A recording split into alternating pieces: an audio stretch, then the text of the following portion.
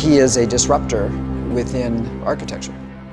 Björk is 43 years old, and in the world of architecture, that's a baby.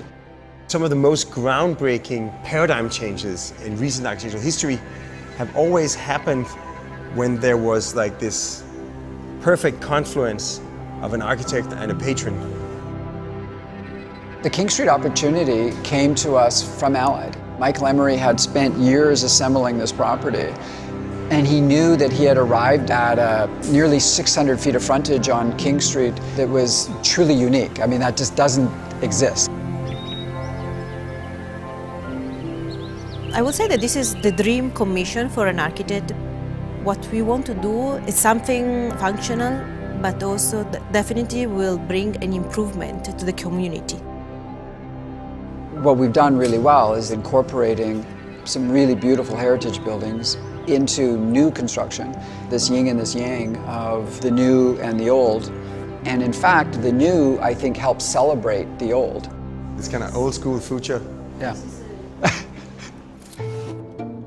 With King Street, the whole idea is to create this sort of unified urban silhouette by combining hundreds of individual terraces that somehow come together to create this sort of beautifully contoured man-made mountain range. The idea is to bring the light inside the apartment as much as possible. It's a series of homes put together, but I can see which is my home and which is my tree. We all strive for that individuality.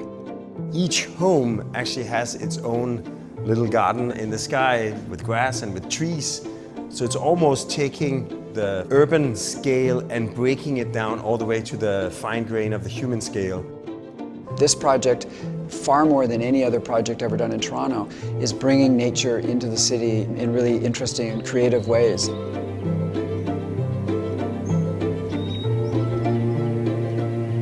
B&B, they are like the perfect integration to the architecture, creating this timeless environment. Going through the selection of the furniture for B&B, I found interesting the contraposition of the shapes. B&B definitely enriched the process of the selection.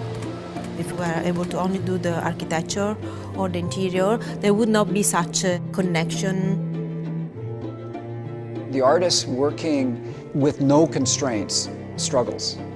It's the constraints that produce the creativity.